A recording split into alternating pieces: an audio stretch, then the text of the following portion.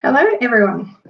Thank you for being here today and listening to me have a little chat about my experiences in terms of treating toddlers and young children, and also talking about when to start introducing foods. So I hope you find this interesting and entertaining. A little bit about who I am really quickly. My name's Monique. I work at the Sale and Morwell practices for todd clinics, and I have a particular interest in paediatrics and care for families. So I'll be discussing two topics today with the goal to hopefully improve your confidence when it comes to treating babies, toddlers and families. So the first thing I'll be talking about is how to treat toddlers and young kids, particularly talking about the way that you assess and manage a toddler, and the way that you can discuss chiropractic and table talk with parents. And then I'll also be talking to you about what foods when. So a big topic that comes up all the time. I'll give some general food advice, talk about introducing solid foods, and the most common foods to introduce. A lot of the things I'm talking about will have come from the training that I got with Angela when I first started.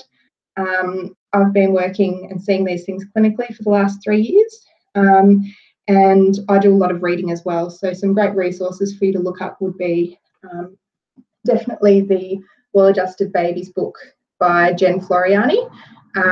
It's a must read for all of us, and it's something that has really important information that we can talk to patients about, and really support the development of their kids. So I will be doing a lot of the things I'm talking about will be coming from her book. Cool. So if you've got any questions, there's a chat section on the side, but I believe it's only for if you're listening live. So otherwise, if you do have any other questions based on what I'm talking about today, I will be putting up some resources that you can access with a summary of what I'm talking about, but also feel free to contact me through Todd Clinics with any questions. All right, so starting with the assessment and management of these little crazy ones that we get into our office. So the first thing to think about is the fact that their language is completely different to ours. They don't communicate the same way that we do, and it's really important that we understand that.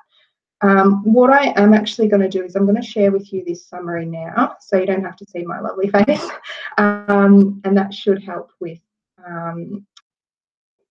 following along where I'm going. So just give me a second. I'll share this screen with you now.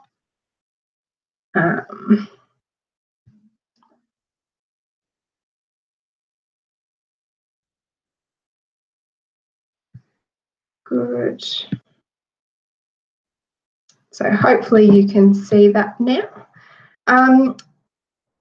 So get down to their level. These kids, they don't want to be stood over. They don't want to have, this authoritative person that they've never met before standing over them. Crouch down, get down to their level. A great way to make a connection with them is to actually pick up on a toy or a hobby or a character that they really like. I've got a 4-year-old boy who I see in Morwell every month with his family, and he's obsessed with trains. Absolutely obsessed. All his clothing has trains on it. Thomas the Tank Engine is his favourite thing in the world. So we make sure that we've got our train toys sitting there ready for him to go. I adjust him while he's holding the toy, and we also actually adjust Thomas with the clicker as well. So, get down to the level, kind of bring your mind back to what it would be like to be a toddler. Treat everything like a game. So really important to kind of, not go through the mundane routine, kind of be adaptable. And, things like when you're doing a posture assessment, get them to pretend that they're soldiers or statues and see how still they can stand. Range of motion in certain joints, you can, say, oh, we're checking your Superman muscles. Adjustments that we're doing, use words like, oh, we've got some clicks or some pops or some sparks that we've got to, let's get rid of all these sparks and make your brain better. Talking in a way that kids relate to and get excited by is really important. Talking about adjusting the kids' clickers are brilliant. If you don't have one in the practice, buy one yourself and keep it in your drawer. The clickers, they really help to desensitize the kids to the noise. They love to hold on to them and click them. And it is actually a really nice thing to do if you've got a family in the room. You can get, little ones adjusting mum's fingers when she's lying face down, or dad's toes while he's sitting in the chair watching. So, get them involved, get them comfortable. Don't make this all seem something that's really outrageous and really unnatural. Make it as fun as you can. In terms of assessing kids, particularly when you first meet them, you might find that they really don't want to get up on the big scary table. They don't want to be lifted or held by somebody new. So adapt. You might decide to start your assessment with them sitting on their parent's knee. Another great way, and what a lot of little ones around kind of the 18 months to 2 years mark will do, is they'll actually lay on mum or dad's chest. So mum or dad might lie on the table face up and get the little ones to lie face down. It's such a great way to get them more comfortable. It's good for holding them still. Parents can actually hold them still, which is lovely. With the goal that we don't want to cause them distress. The last thing we want is for them to have a bad experience where they think that chiropractic is scary, or that they're going to have to do something they don't want to do. Be quite flexible and don't make it diminish what you think you're doing in terms of your professionalism. Just because you're not doing everything in a certain order, or you're kind of chasing kids around a room, or you're getting down on all fours to adjust them, doesn't take away from your credibility. And parents love that you can interact with their kids, from a more caring perspective. Other things I do, lots and lots of talking, singing, high fives. I keep it as bubbly as I can. I'm a bit of a talker anyway, so I tend to talk a lot in my appointments. But, with kids, bring it to their level. If it's hard for them to settle, you might be, singing Twinkle, Twinkle. You might be, playing games. The shopping game is a really great one. For anyone who doesn't know, the shopping game is you start by saying, I went to the shops and I bought a banana. And then the child will go, I went to the shops, I bought a banana and an apple. And you keep building. A great way to distract them, allow them to have fun. Really good for their brains too. So great one to get parents doing in the car. In terms of, I guess, going to what we do, the actual adjusting of little ones, always check full spine. You and I know better than anyone that, if we can keep the brain and the body talking the best that they can and communicating, then it means that these kids can express good health, they can express really great, learning and development, and they can, be as comfortable and the best that they can. So, don't discount the full spine checks as well in these little ones. I always do cranials with little ones. It's amazing to see. Sometimes they can be really wired, and just by doing some really gentle cranial massage or adjusting, they almost turn into putty in your hands. It's really lovely. It's a great way to finish their appointment. But we understand the role of things like the spinobasilar adjustment, which helps to keep the when they're breastfeeding with their suck, but also their cranial development, their jaw and their teeth development. So touch up on your skills in terms of cranials, and the kids, like I said, usually find it pretty comfortable and nice. I don't manually adjust kids until they get to about primary school age. Obviously, it completely depends on their development, their skeletal development. So be adaptive. Don't just do a one size fits all approach. I only use activator till this point, then I only use drop piece. You will find so much more once you start being open to what these kids need. The other thing is home advice.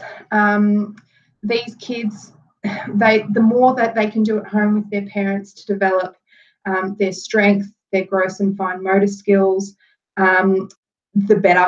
The less we have to do and the more we can encourage and integrate the things that we do in the office. So don't just think of exercises like core hollowing and posture pole for adults. These kids have, can have some really great outcomes by doing extra stuff at home too.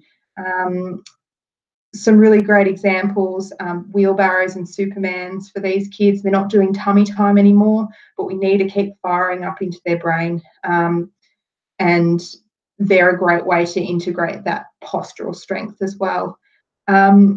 Also, relaxation stuff, Smiling Minds is something that we can use for toddlers and young kids.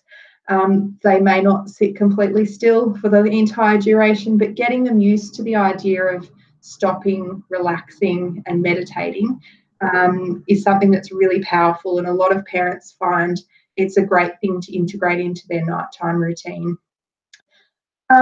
So I guess that's, a little bit more in terms of treating these kids. Don't, like I said, don't stress too much about following a particular protocol like you might do with an adult. Keep it super flexible. So the other thing that's really important when we're treating kids of this age is to keep your table talk with the parents really switched on.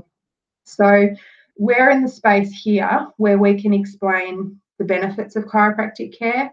We can talk to them, particularly if they've got families coming in who are only coming in for a structural or symptomatic issue. A kid might have had a fall or have an issue with their hip or looking to one side.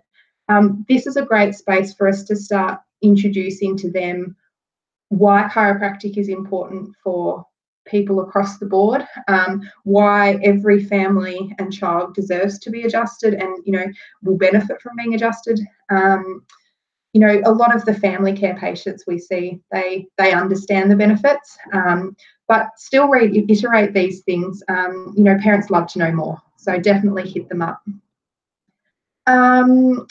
Okay, so some of the things that you can talk to these parents about, don't discount the structural bumps and falls and, climbing and things that they will do. Yes, it is going to cause issues structurally in terms of balance. They might have tighter muscles. They might be using one side of their body more than the other.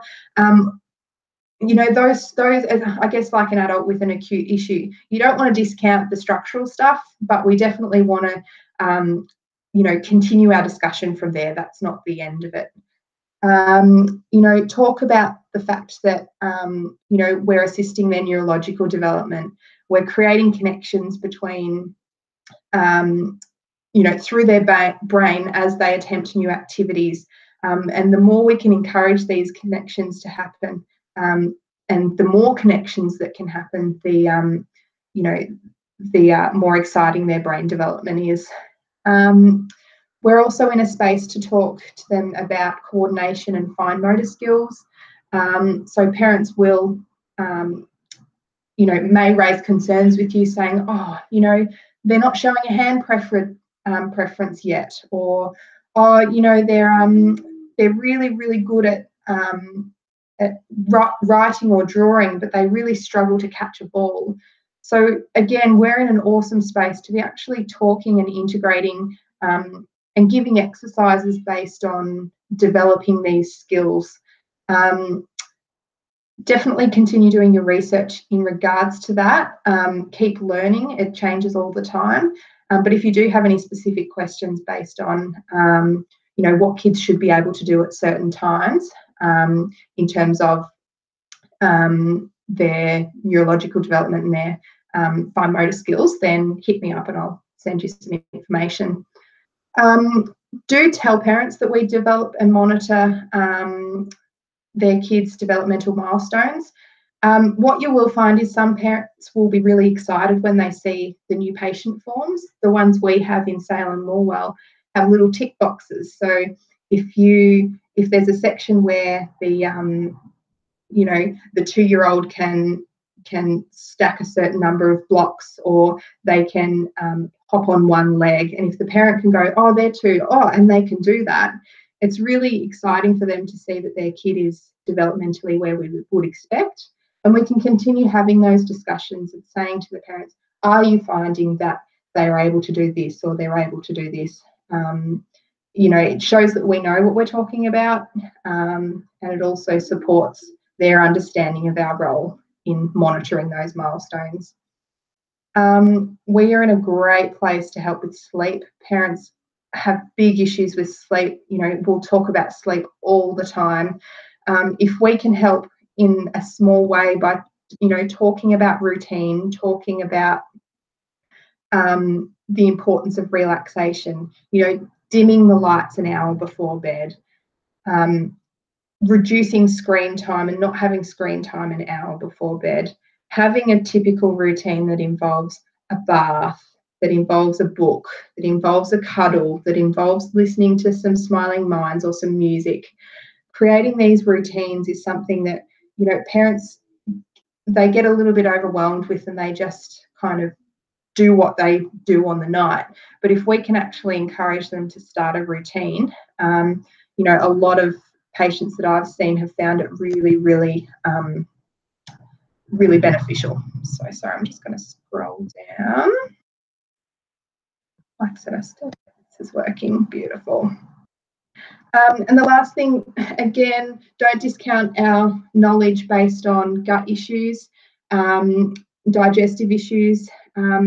You and I know that our brain controls our digestive system, and then what we put into that digestive system controls how our gut responds, which controls how our body inflames and feels pain and functions. So, have those discussions with your parents, and obviously when I go into talking about what foods when, that will give you a bit more information as well.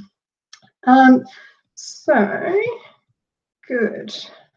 So just in summary, keep everything as fun as you can.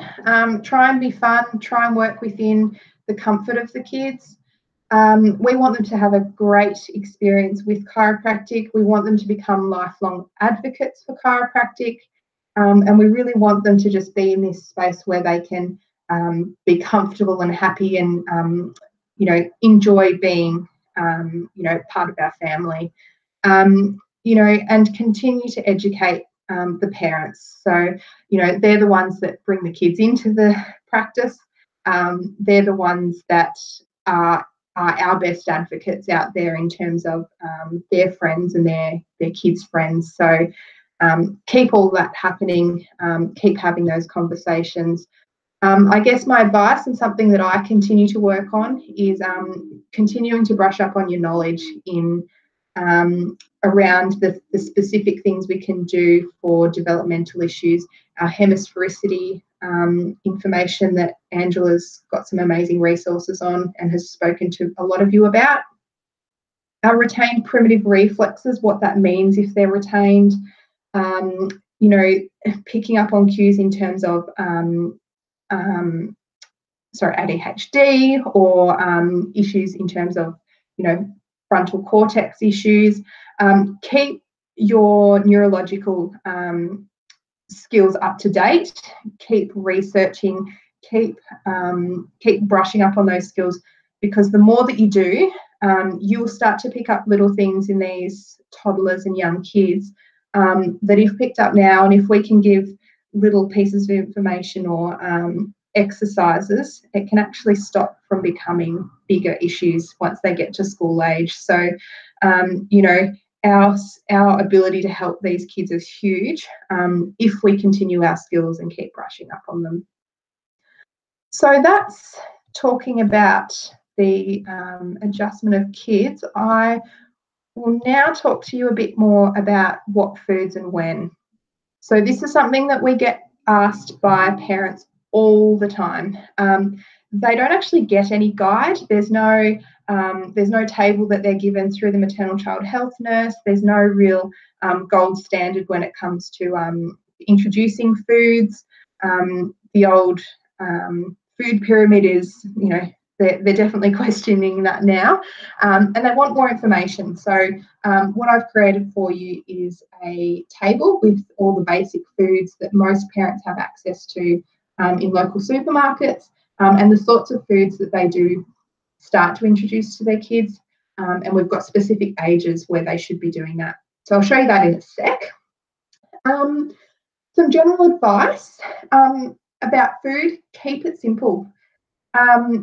It sounds so silly, but the more simple and the more close to natural state, the better these foods are in terms of our children and young ones starting to develop their digestive, the productiveness of their digestive system. A little example that Jen talks about in Well-Adjusted Babies is oats. So when it comes to oats, we'll see organic rolled oats, we'll see rolled oats, and we'll see quick oats. And who doesn't want a quick oat when it takes, half the time? But if you actually start getting parents to read labels, what you'll find is that the organic rolled oats are made of organic rolled oats. The quick oats are refined and reduced down and have processes in them, more additives in them, and I guess rule of thumb is whatever's got the shortest listing of the ingredients is usually a good place to start. Why have a artificially created or altered oat when you can have a organic and kind of stable one? Another thing that I will talk just briefly about, and a lot of you will know, is the example of A2 milk. So the protein of A2 milk is a lot easier digested, but if we're not reading labels, what you'll find is certain brands that say A2 milk on the front are actually made up of 60% A2 and 40% A1. So they're not actually an A2 milk at all. They've just got a bit of A2 milk in it. So get parents talking about reading labels. We should be doing it for ourselves as well as what we give to our little ones. As a whole, continue to reduce pesticide exposure and chemicals as best we can. So many of these chemicals mimic our hormones, which contribute to issues, estrogen issues, hormonal related cancers. We can't eliminate it completely, but encourage parents to go organic if they can, and just reduce the amount of exposure of these pesticides. Another thing before I go into the table with specific foods is to actually start having discussions as a family about poo. Now, I know this sounds really silly, but when you've got a little one who's in nappies, obviously you can monitor their digestive function and their poo. But it's healthy to have conversations with toddlers as they get older, have ways that they can describe how their digestion is going. As adults, we want our digestion to be really good. A healthy poo is something that comes out with no fuss, is well formed and nice and hydrated. So it's a kind of banana type shape, but it's little lumpy bits that are all joined together in about a mid colour. So, have these discussions with obviously parents first, but then get them to discuss it with their toddlers. We can find out so much information based on just how their poos are going. So what I will bring up now is a table for you that's got what foods and when. And again, this is something that we will make available to you. I've created it because the one that was in Jen Floriani's book is quite extensive, and a lot of the foods on there are things that I know parents in our community won't be even thinking about giving to their kids. So just give me a second, I'll pull this up. I'm learning slowly how to do this. Beautiful. I think that has worked. Excellent. So you should be able to see that now. When it comes to introducing solid foods, usually around the 4 to 7 month mark is when parents will start to be told that they can introduce foods. A couple of things that you can talk to parents about in terms of knowing that they're ready. So the kids must be able to sit up on their own.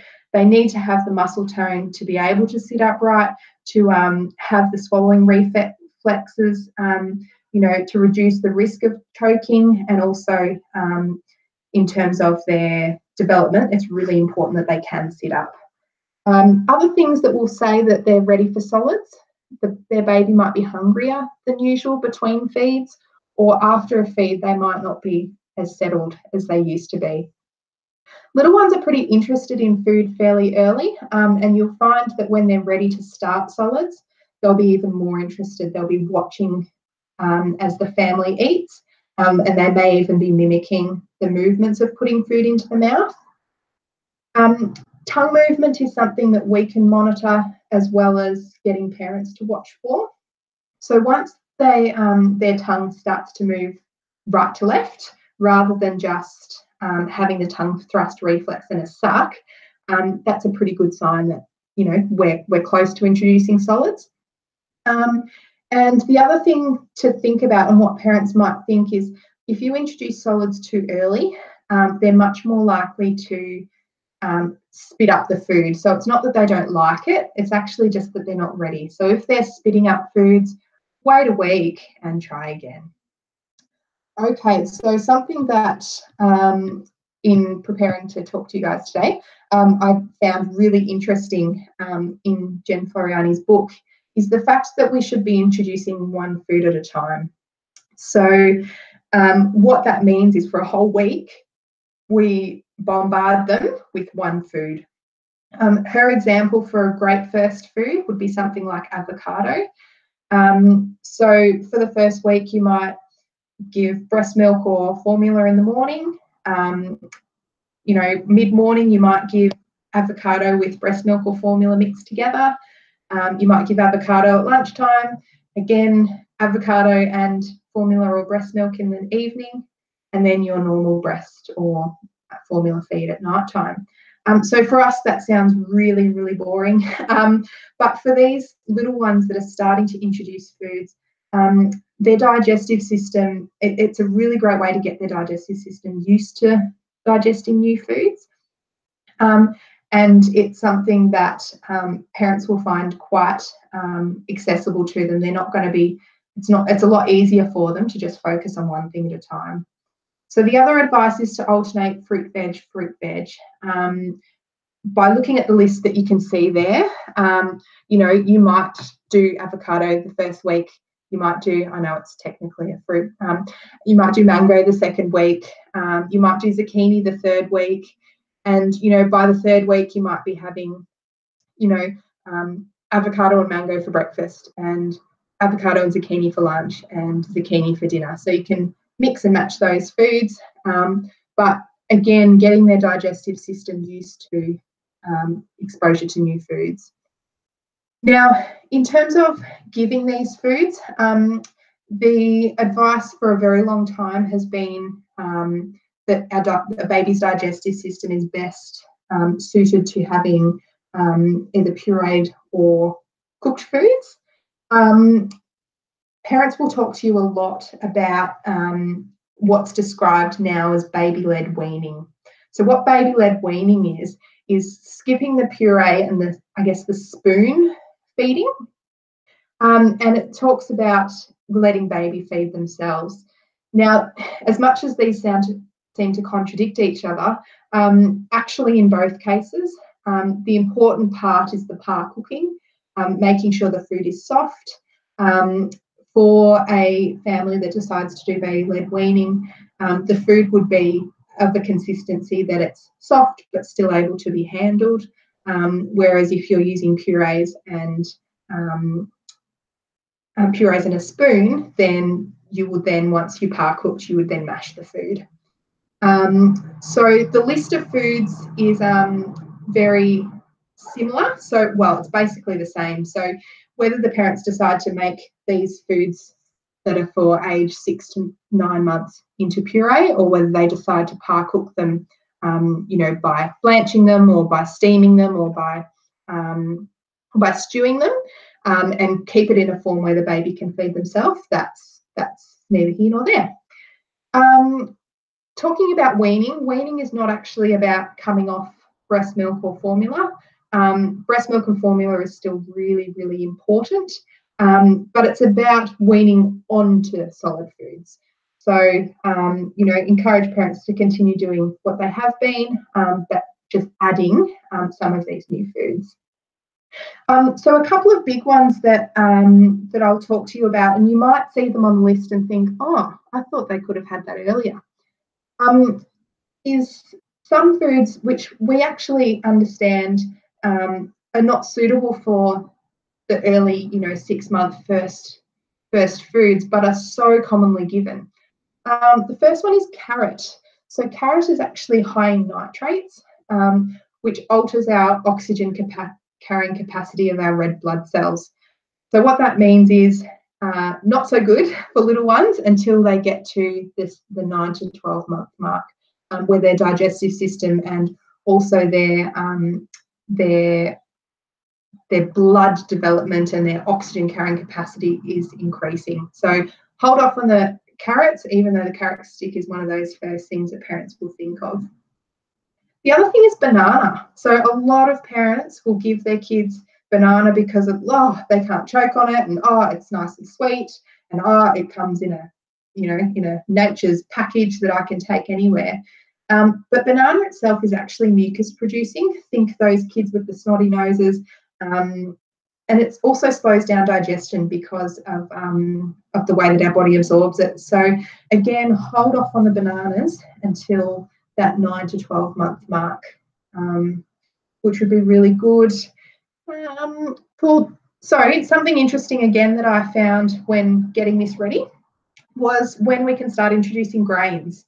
So I'm not just talking about gluten, I'm talking about all grains.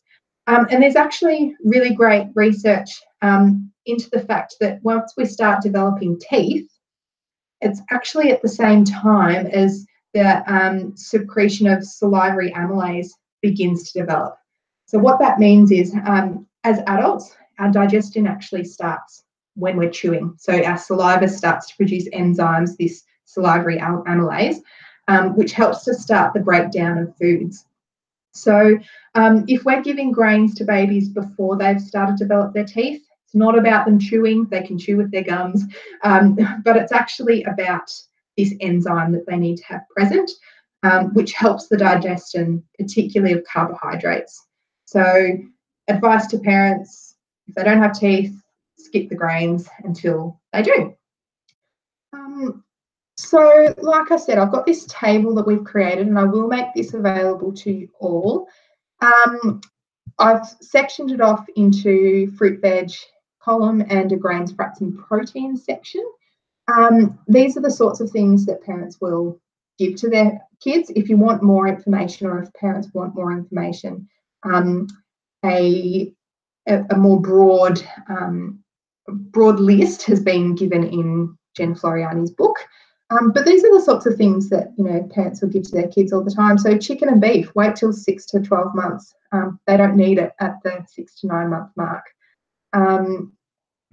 Other things that are interesting, so juices, really great thing to start at that 9 to 12 month mark. I'm talking about freshly squeezed juice of fruit and vegetables, but keep the ratio as a third juice, 2/3 water. So, we don't want them getting too much fibre in one go, and we want them nice and hydrated. So that's a good rule of thumb. Wait for potato until the 12 to 18 month mark. So avoid giving them the chips. Chips and potato and salt really after they turn 1 can start to be introduced if you wanted. The introduction of cow's milk and goat's milk, the suggestion at this point in time is start with the goat's milk and yogurt, see how they tolerate it, move on to cow's yogurt first, Not talking about the flavoured kids yogurts, but a really good Greek yogurt or an organic cow's milk yogurt. If they tolerate the yogurt, then you can move on to the milk. But check your family history. If there's any family history of issues with gluten and dairy, chances are holding off isn't going to harm your children, but it will actually help them in terms of digestion as well. The last little section, approximately 3 years of age, is when the fish comes in, the shellfish, and also choking hazards. So by 3, their gag reflex should be in a state that they can start having raw carrot, they can start having whole nuts, and things like popcorn as well. So that's the list. Beautiful. I'm just going to get back to here. Awesome. So that's kind of it today. I've given you kind of a basic overview. I hope you've learned something new and given you a bit more confidence in terms of how to be professional but have fun with kids when you're treating them, and also how to start to have conversations about food. The table should be something that you have copies of in your clinic, and it's something that you can give out to families if they're interested. I've also created the summary page that you saw in the first half, which will be also available, so don't feel like you've had to take notes. I hope I haven't spoken too fast. I tend to ramble a bit when I get excited. Again, if you do have any questions on any of the things I've talked about, you can contact me through Todd Clinics or my email address, which is moniquelawlesschiro@gmail.com. It's been awesome having this chat. I can't wait to continue to learn things as you guys learn things as well. Can't wait to see you guys stepping up and having a go at having a discussion in this live forum as well. And thanks for tuning in, and enjoy looking after these amazing kids and families that we see in our practice all day, every day. Thanks, guys. Bye.